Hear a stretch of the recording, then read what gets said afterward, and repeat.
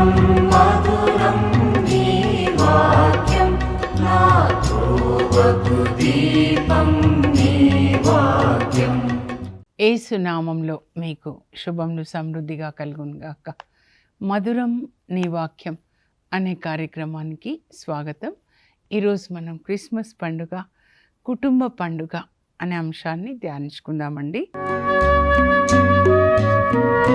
మధురం మధురం నీ వాక్యం నా త్రోవకు దీపం నీ వాక్యం.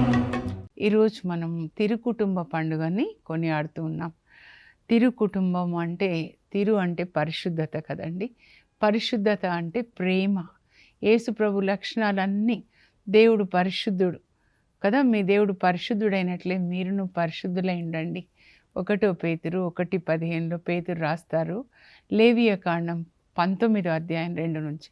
పరిశుద్ధత అంటే ఏంటి అసలు అంటే యేసు ప్రభు యొక్క గుణశీలం అన్నమాట. లక్షణాలన్నీ కలిపితే ఒక క్యారెక్టర్, యేసు ప్రభు క్యారెక్టర్ అన్నమాట. అంటే ఆయనలో ప్రేమ ఉంది, కరుణ ఉంది, క్షమ ఉంది, నీతి ఉంది కదా, దయ ఉంది, ఓర్పు, సహనం, అంతా ఆయన క్యారెక్టర్. దేవుని క్యారెక్టర్ ఏంటంటే పరిశుద్ధత అన్నమాట. సో పరిశుద్ధ కుటుంబము, తిరు కుటుంబం అన్నమాట. అంటే యేసు ప్రభు ఈ లోకంలోనికి మనం ఎలా ప్రేమ కలిగి జీవించాలి అని నేర్పించడానికి వచ్చారండి ముందు. తర్వాత మన కొరకు సిలువలో మరణించడానికి, కానీ ముందుగా మనకు ఒక మాదిరిగా ఉండడానికి. ఇలా ఉండాలి ఒక మనిషి, మానవత్వాన్ని కలిగి, ప్రేమ కలిగి, క్షమ కలిగి ఉండాలని. ఆయన కుటుంబంలో జన్మించారు కదా, అంటే కుటుంబాలు ఇలా ఉండాలి అని వాళ్ళ కుటుంబాన్ని పోలి. కొంతమంది కుటుంబాల్లో తిరు కుటుంబం పటం పెట్టుకుంటారు కదండి, చాలా మంచిది. చూసినప్పుడల్లా మరియ తల్లి లాంటి తల్లిలాగా నేను ఉండాలి, జోజప్ప గారు లాంటి తండ్రిలాగా నేను ఉండాలి, యేసు ప్రభు లాంటి కొడుగ్గా నేను ఉండాలని పిల్లలు వాళ్ళని మాదిరిగా తీసుకోవాలండి. పునీతులైనా సరే మనం బైబిల్ క్యారెక్టర్స్, మంచి క్యారెక్టర్స్ మనం ఏం చేయాలంటే వాళ్ళని మాదిరిగా తీసుకోవాలన్నమాట. అలా ఇప్పుడు ఈ తిరుకుటుంబ పండుగని క్రిస్మస్ తర్వాత వచ్చే ఆదివారం శ్రీసభ కొనియాడుతుందండి. మా హస్బెండ్ మొన్న అడుగుతున్నారు, క్రిస్మస్కి ముందు అంటే క్రిస్మస్కి ముందు రోజు అడిగారండి, 24th. 4 ఆదివారాలు ఉంటాయి. మరి ప్రతి ఒక్క ఆదివారం కూడా ఏంటి అని ధ్యానించుకున్నాం కదా, హోప్, తర్వాత లవ్, పీస్, జాయ్, పీస్ అని ఒక్కొక్క ఆదివారం. మరి మొదటి ఆదివారం ప్రవక్తల ఆదివారం, ప్రవచన క్రొవ్వొత్తి అన్నమాట, హోప్, నిరీక్షణ. అలా ఒక్కొక్కటి చూసాము. మరి క్రిస్మస్ తర్వాత వచ్చే ఆదివారాలని ఏమంటారు అంటే, నేను చెప్పాను క్రిస్మస్ తర్వాత వచ్చే ఆదివారము తిరుకుటుంబ పండుగ. అంటే తిరు కుటుంబంని మాదిరిగా తీసుకొని మనం జీవించాలి. మొదటి ఆదివారం క్రిస్మస్ తర్వాత. నెక్స్ట్ 3 రాజుల పండుగ అన్నమాట. 3 రాజులు జ్ఞానులు ఎలా వచ్చి యేసు ప్రభుని కనుగొని ఆరాధించారో మనం కూడా ఆరాధించాలి. వాళ్ళకి దేవుడిచ్చినటువంటి ఆ బంగారం కావచ్చు, లేదా జ్ఞానం కావచ్చు, ఆ దేవుని పాదాలకి సమర్పించారు. దేవుడు మనకిచ్చిందంతా ఆయన ముందు సమర్పించి, మనం జీరో, మనం ఏదైతే ఉన్నామో అదంతా మనలో పనిచేసే దేవుని కృప, కానీ మన ప్రతిభ కాదండి. పౌలు చెప్తాడనమాట, ఇది మీ ప్రతిభ కాదు, ఇది దేవుని యొక్క కృప, మనలో పనిచేసే దేవుని కృప. ఎఫెసీ 2:5 కూడా చెప్తారు.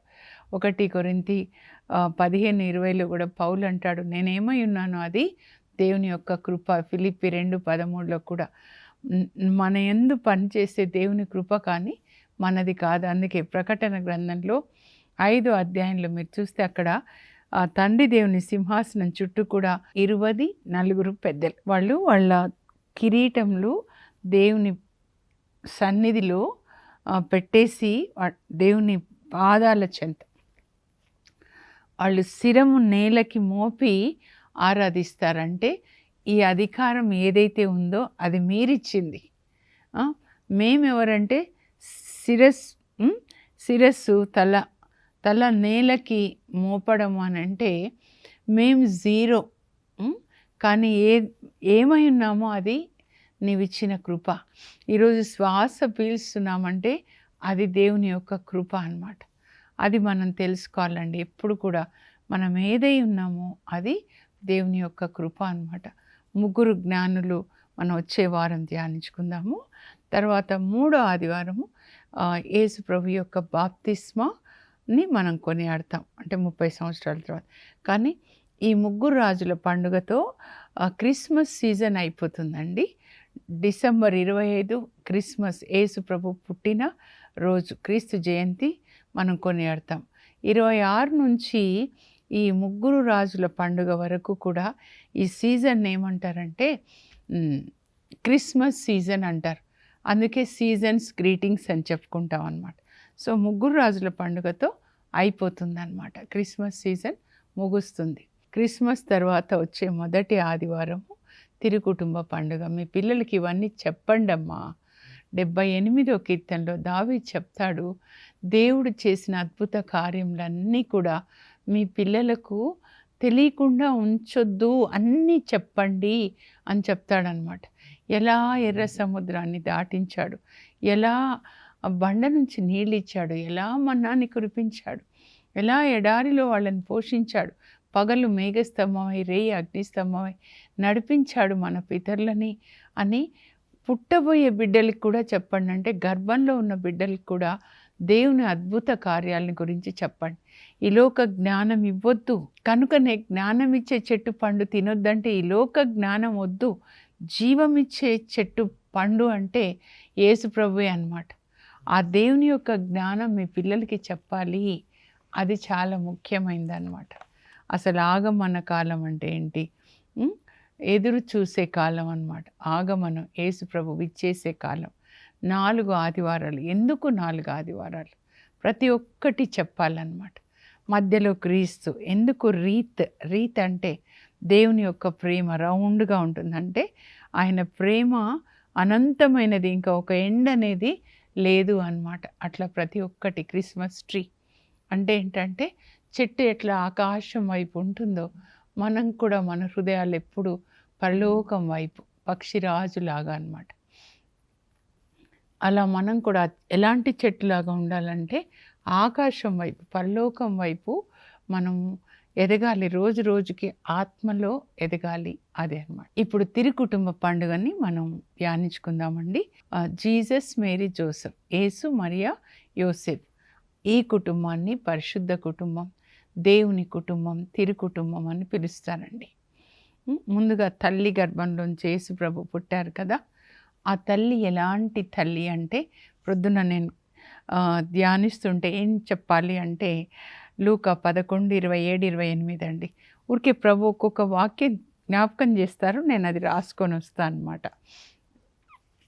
యేసు ప్రభు ఒకసారి సువార్తను బోధిస్తూ ఉన్నప్పుడు ఎంత మధురంగా ఉంటుంది ఆయన వాక్యం అంటే, తేనె కంటే తీయనైనది, తేనె పట్టు నుండి చిప్పులు తేనెలాగా ఉంటుంది. ఒక తల్లి ఆనందం పట్టలేక లేచి నిలబడి, అయ్యా ఎంత మంచి వాక్యం అయ్యా, అదో నిన్ను మోసిన గర్భము, నీకు పాలిచ్చిన స్తనములు ధన్యమైనవి. ఏ తల్లి నిన్ను కన్నదో, అసలు ఏ తల్లి అయ్యా నిన్ను కన్నది? ఇంత బంగారు, ఇంత మంచి గొప్ప మనిషి ఏ తల్లి కన్నది? ఆ ఘనతంతా తల్లికే కదండి. అప్పుడు ప్రభు ఏమంటారంటే, దేవుని వాక్యాన్ని ఆలకించి పాటించే వాళ్ళు మరింత ధన్యులు. యేసు ప్రభు తల్లి కూడా దేవుని వాక్యాన్ని ఆలకించి దానికి విధేయత చూపిస్తారు. నేను ప్రభు దాసురాలను, నీ మాట చొప్పున నాకు జరుగునుగాక. పదే పదే లూకా సువార్త 1-2 అధ్యాయాలు, మత్తయి 1-2 మరలా మీరు చదవాలండి ఈ టైంలో అన్నమాట. పరలోకం నుంచి వాక్యాన్ని పంపిస్తాడు తండ్రి దేవుడు గాబ్రియేల్ దూత ద్వారా. వింటారమ్మా, నువ్వు గర్భం ధరించి కుమారుని కంటావు, పరిశుద్ధాత్మ నీ పైకి వేంచేసి వస్తుందమ్మా, దేవునికి అసాధ్యమైంది ఏదీ లేదు. మీ బంధువు ఎలిజబెత్ అమ్మ గర్భం ధరించి ఇది 6వ మాసం అని చెప్పినప్పుడు దేవునికి సమర్పించుకుంటారు. దేవుని చిత్తము ఈ అమ్మాయి మరియా గర్భం ధరించి కుమారుని కనాలి. మెస్సయ్య రక్షకుడు పుట్టబోతున్నాడు. అప్పుడు దేవుని చిత్తానికి తనని సమర్పించుకుంటుందన్నమాట. ఇలా ఒక తల్లి ఎలా ఉండాలి అంటే కుటుంబంలో దేవుని స్వరాన్ని విని దేవుని చిత్తాన్ని చేసే తల్లి. పరిశుద్ధ గ్రంథం అంతా మనస్సులో, హృదయంలో, గర్భంలో అంతా దేవుని వాక్యమే అన్నమాట. అందుకే వాక్యం శరీర రూపం ధరించి మానవుడై మన మధ్యలో నివసించాడు అని యోహాన్ రాస్తాడు. వాక్యమైన యేసు, ఆమె హృదయం నిండా వాక్యం. అందుకే ఆమెను ఏమంటారంటే మందసపు పెట్టే అంటారు. పాత నిబంధనలో మందసపు పెట్టెలో 10 ఆజ్ఞలు ఉంటాయి కదండి. మన్నా కూడా పెడతారు, అంటే దేవుని వాక్యానికి సాదృశ్యం అన్నమాట. ఈమెనే మందసపు పెట్టే ఈ పరిశుద్ధ మాత. మీరందరూ అలా ఒక్కొక్కటి చెప్తా ఉంటే దేవమాత ప్రార్థనలో నేను అన్ని ధ్యానించుకుంటూ ఉంటాను ఒక్కొక్కటి అన్నమాట. మందసపు పెట్టే అంటే ఆ తల్లి హృదయం నిండా దేవుని యొక్క వాక్యం. అగస్టిన్ గారు అంటారు, మరియ తల్లి ముందు యేసుప్రభు వాక్యాన్ని, అంటే యేసుప్రభుని, వాక్యం అంటే యేసుప్రభువే, మనసులో గర్భం ధరించారు, విన్నారు, ధ్యానించుకొని హృదయంలో దాచుకున్నారు, మనస్సులో దాచుకొని దాన్ని ధ్యానించుకున్నారు అన్నమాట. అది చాలా ముఖ్యమైనదండి. ఆ తర్వాత గర్భంలో యేసుప్రభుని గర్భం ధరించారు. మనస్సులో మీరు కళ్ళతో చదివినప్పుడు, విన్నప్పుడు, నోటితో మాట్లాడినప్పుడు వాక్యం ఇక్కడ రాయబడుతుందండి. Renew your mind with the word of God. రోమా 12:2. మీ మనస్సు దేవుని వాక్యంతో నింపుకొనండి. దేవుని వాక్యం అనే విత్తనాలు నాటండి. ఈ లోక జ్ఞానం నాటకూడదు. తర్వాత ఇక్కడ హృదయంలో రాయబడాలి. తర్వాత గర్భం ధరించాలి. పరమగీతాలు తనకి, మరియ తల్లికి, మరి పరిశుద్ధాత్మకి మధ్య జరిగినటువంటి సంభాషణ. అక్కడ ఏమంటారంటే 4:7 అండి పరమగీతాల్లో. నా నిష్కలంక సుందరి, నా పావురమా, నీ యందు కళంకమేది లేదు, అమలోద్భవి మాత, తరతరముల వారు నిన్ను ధన్యురాలని పిలుస్తారు. ఆమె తన తల్లికి ఏకైక దుహిత అని రాయబడి ఉంటుందన్నమాట. మరియ తల్లి గురించి నిష్కలంక సుందరి అంటే ఆమె హృదయంలో కళంకం లేదు, మనస్సులో లేదు, శరీరంలో లేదన్నమాట. పరిశుద్ధ మాత, పరిశుద్ధమైన కుమారుడు, దేవుని కుమారుని లోకానికి అందిస్తుందన్నమాట. గర్భం పరిశుద్ధాత్మ ప్రభావం వలన గర్భం ధరించి మనం కూడా ఒక తల్లి అలా ఉండాలండి. పాలకుండ అంటారు కదా, పసిబిడ్డ అని. పాలకుండ పరిశుభ్రంగా ఉంటే పాలు బాగుంటాయి అన్నమాట. కనుక పాత్ర పరిశుద్ధమైన దేవుని కుమారుని మోసే ఈ పాత్ర పరిశుద్ధంగా ఉండాలి. ఆ తర్వాత దేవునికి విధేయించిన తల్లి అన్నమాట. జోజప్ప గారిని చూస్తే మత్తయి రాస్తాడండి జోజప్ప గారి గురించి. మత్తయి సువార్త 1వ అధ్యాయంలో 18 నుంచి ఏంటి అనంటే, గర్భం ధరించింది, వాళ్ళకి ఎంగేజ్మెంట్ అవుతుంది జోజప్ప గారికి, మరియ తల్లికి, యోసేపు మరియ తల్లి. కానీ కాపురం చేయరు. అప్పుడు మరియ తల్లి లూకా 1:26 నుంచి మరి దేవుని సందేశాన్ని పొందుతారు. పరిశుద్ధాత్మల గర్భం ధరిస్తారు. ఎలిజబెత్ అమ్మ గర్భం ధరించారని వెళ్ళి తన కజిన్ 3 నెలలు బాబు పుట్టే వరకు ఉండి సేవ చేసి వస్తారు. దేవుని తల్లి అయిన తరువాత ఆమె వెళ్ళి తాను గర్భం ధరించింది. కానీ గర్భం ధరించిన ఇంకొకరికి, వృద్ధురాలకి వెళ్ళి సేవ చేసి వచ్చారు. ధ్యానించిన తర్వాత పాటించాలండి. ధ్యానించుదాం గాక మరియమాత ఎలిజబెత్ అమ్మను సందర్శించుట. ధ్యానించి ఎన్ని రోజులు ధ్యానిస్తారు, తర్వాత ఏం చేయాలి, నెక్స్ట్ పాటించాలన్నమాట. ఎంత గొప్ప సేవ చేస్తారు. పరిశుద్ధాత్మ పొందగానే దేవుని చిత్తానికి సమర్పించుకొని, పరిశుద్ధాత్మ అంటే ఏంటి, దేవుడే, తండ్రి కుమార పరిశుద్ధాత్మ ముగ్గురు ఒకటే. ప్రేమ, దేవుడు ప్రేమ. పరిశుద్ధాత్మని పొందడం అంటే ప్రేమని పొంది వెళ్ళి సేవ చేసి వచ్చారనమాట. ప్రేమ, సేవ, ఐక్యత ఈ 3. రోమా 5:5లో పరిశుద్ధ ఆత్మ మనల్ని ప్రేమతో నింపుతాడు. ఆ ప్రేమ, అమ్మ మీ అక్క చూడు వృద్ధురాలు వెళ్ళి సేవ చేస్తే బాగుంటుంది, సేవ చేసి వస్తారు.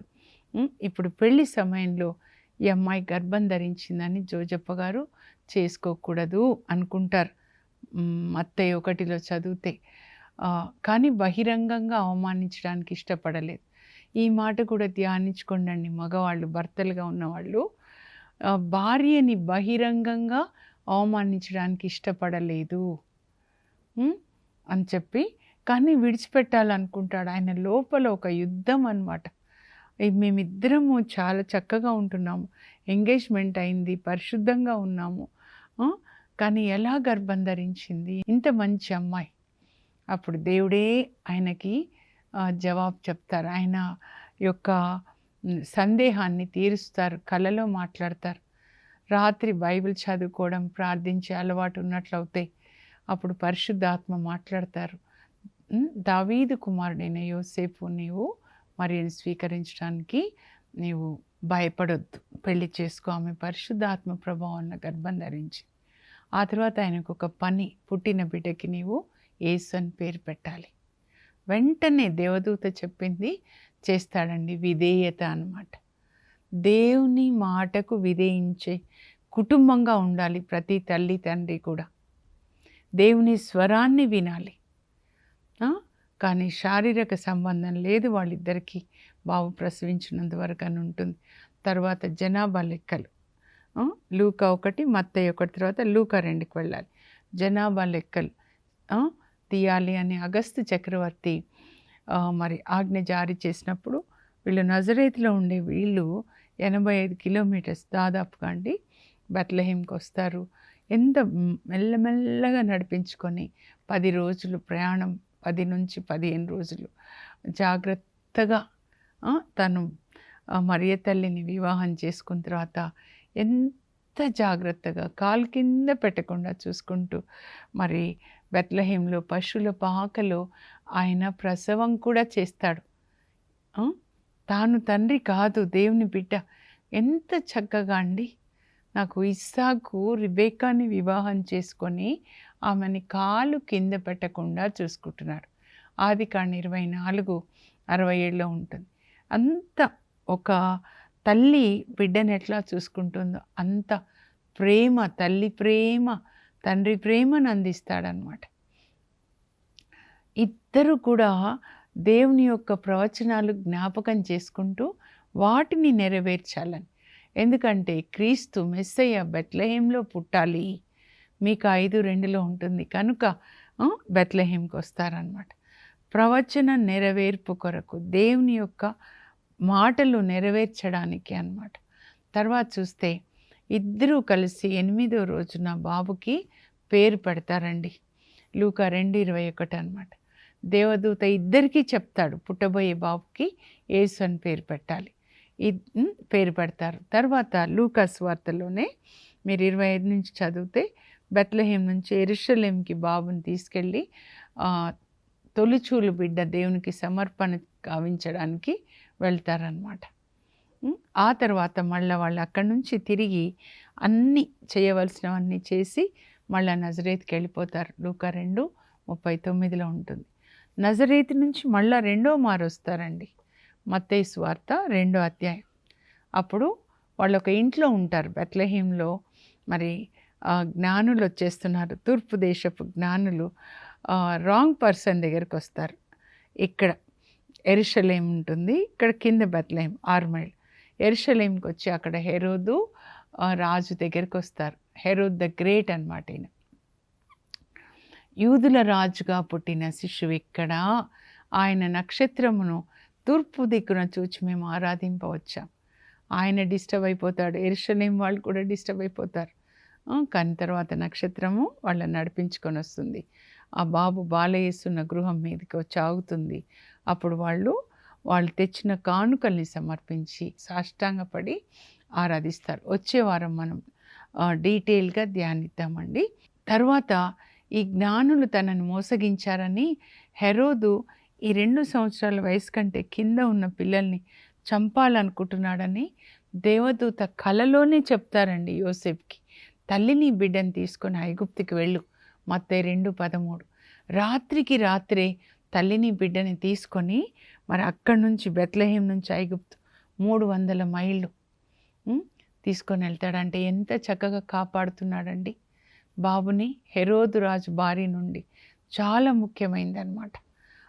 తండ్రిగా బాబుని కాపాడుతున్నాడు, భర్తగా భార్యని కాపాడుతున్నాడు.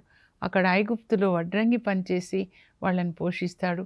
తర్వాత మళ్ళా దేవదూత చెప్తారు, ఆ బాబుని చంపాలనుకున్న హెరోదు మరణించాడు కనుక మళ్ళా తిరిగి వచ్చేసాయి ఇజ్రాయెల్ దేశానికి అన్నప్పుడు ఇంకా నజరేత్కి వచ్చి వాళ్ళు నివాసం ఏర్పరచుకుంటారండి. బాబుని ఎంత చక్కగా పరిశుద్ధ వాతావరణంలో పెంచుతారు తల్లిదండ్రులు. ఈరోజు కొలోసి 3వ అధ్యాయం కూడా అన్నమాట, 12 నుంచి 21 వరకు కుటుంబంలో ఎలా ఉండాలి మనం అవి చదువుకోవాలండి తప్పకుండా. ఏంటి అనంటే, మీరు దేవునికి పరిశుద్ధులు ప్రియులు కనుక మీరు కనికరాన్ని కలిగి ఉండండి, ఒకరి పట్ల ఒకరు. కనికరము, దయ, కనికరము, వినయము, సాత్వికత, ఓర్పు ధరించుకొనండి. ఒకరి మీద ఒకరికి మనస్తాపం ఉంటే ఒకరినొకరు క్షమించుకొనండి, సహించుకొనండి. క్రీస్తు వాక్యం మీ హృదయంలో, క్రీస్తు సందేశం సమృద్ధిగా ఉండాలి. క్రీస్తు శాంతి మీ హృదయాల్ని పరిపాలించాలి. వాక్యం నిండా ఉంటే అప్పుడు యేసు ప్రభు శాంతి, ప్రేమ, దయా, కనికరం 5 కూడా ఉంటాయండి. వాక్యం చదువుతున్నప్పుడు మనకి యేసు ప్రభు స్వభావం మనలో పోయబడుతుంది అన్నమాట. ఒకరినొకరు మన్నించుకొనండి, ఒకరికొకరు సాయం చేసుకొనండి. భార్యలారా మీ భర్తలకు విధేయత కలిగి ఉండండి, ప్రభువునకు విధేయత కలిగినట్లే భర్తలారా మీ భార్యల్ని మీరు ప్రేమించాలి, యేసు ప్రభు సంఘాన్ని ప్రేమించినట్లుగా. మీరు వాక్యంతో కడగాలంటే ప్రతిరోజు దేవుని వాక్యాన్ని మీ భార్యకి, పిల్లలకి బోధించాలి. పిల్లలారా మీ తల్లిదండ్రులకు విధేయత కలిగి ఉండండి, మీకు క్షేమం కలుగుతుంది. తల్లిదండ్రులారా మీరు మీ బిడ్డలకి దేవుని వాక్యాన్ని బోధించండి. ఈరోజు ప్రతిరోజు కూడా ఇప్పుడు ఈ కొత్త సంవత్సరంలో ప్రతిరోజు మీ పిల్లలకి మీరు వాక్యం బోధించండి. వచ్చే సంవత్సరం నుంచి మత్తయి సువార్త సంవత్సరం అన్నమాట.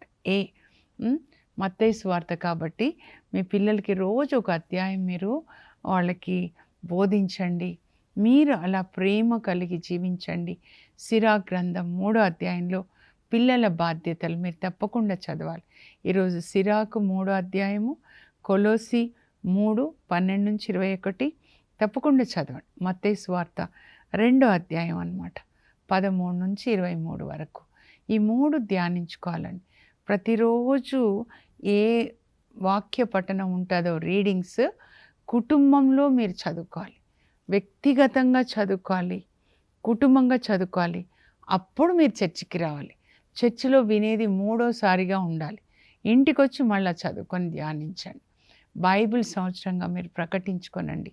అక్కడ సిరాకు 3లో ఏముంటుందంటే, బిడ్డలారా మీరు మీ తండ్రికి విధేయత చూపించి తల్లిని గౌరవింపవలెనని దేవుని కోరిక. తండ్రిని గౌరవించు వాని ప్రార్థన దేవుడు ఆలకిస్తాడు. తల్లిని సన్మానించువాడు పరలోకంలో నిధిని చేకొనినట్లే. తల్లిదండ్రుల దీవెన వల్ల బిడ్డల గృహాలు అభివృద్ధి చెందుతాయి. తల్లి శాపం వల్ల బిడ్డల కొంపలు కూలిపోతాయి. మీరు బానిసల్లాగా తల్లిదండ్రులకు వాక్కు క్రియల్లో మీరు లోబడి ఉండండి. నాయన, మీ నాన్న వృద్ధుడైనప్పుడు మతిస్థిమితం లేకపోయినా సరే ఆయనను బాగా చూసుకో. మీ తల్లిదండ్రుల పట్ల మీరు చూపే కరుణ దేవుడు మర్చిపోడు. తల్లిదండ్రులని శపించువాడు దైవ దూషకుని వంటివాడు. అంటే దేవుణ్ణి తిట్టినట్లే తల్లిదండ్రుల్ని శపిస్తే అన్నమాట. ఇప్పట్లో యవ్వనస్తులు ఒక్కొక్కరు చెప్తారండి, తల్లిదండ్రుల్ని ఎట్లా తిడుతున్నారో, ఎట్లా దోచుకుంటున్నారో, చెయ్యెత్తి కొడుతున్నారని కూడా. నీకున్న ఈ శరీరము మీ అమ్మ కడుపులో నుంచి వచ్చింది, పాలిచ్చి పెంచింది కనుక తల్లిదండ్రుల్ని గౌరవించండి.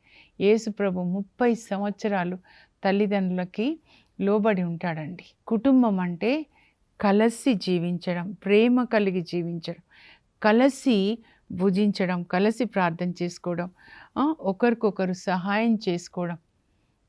ఆ పరిశుద్ధాత్మ దేవుడు తిరుకుటుంబాన్ని పోలి ప్రేమ కలిగి జీవిస్తూ దేవుని చిత్తం చేసే కుటుంబంగా ఉండే కృప మీకు దయచేదురుగాక. అన్నిటికంటే ముఖ్యమైనది ఏంటంటే మనం దేవుని చిత్తం చేయాలి. బైబిల్ గ్రంథం అంతా దేవుని చిత్తమే. మనం ఎలా ఉండాలో దేవుడు ఇందులో రాశాడు కనుక దీన్ని చదివినప్పుడు ఆయన హృదయం తెలుస్తుంది. చదివి అలా మనం జీవించాలి. ప్రార్థన చేసుకుందాం. పరలోకపు మా తండ్రి, మీ పరిశుద్ధ నామమునకు స్తోత్రం కలుగును గాక. మేమందరం కూడా మీ కుటుంబ సభ్యులు ప్రభా. ఎఫెసీ 2:19 చెప్పినట్లుగా ప్రతి కుటుంబం నీ నుంచేనైనా తండ్రి ఒక రికగ్నిషన్ కుటుంబం అని పిలువబడుతుంది. మరియ తల్లి, జోజప్ప గారు, యేసు ప్రభు ఎలా మీ చిత్తాన్ని చేశారు, ప్రేమ కలిగి జీవించారు ప్రభా. నాయన అలాంటి ప్రేమ, ఒకరినొకరు ప్రేమించుకున్నారు, గౌరవించుకున్నారు, సేవ చేశారు.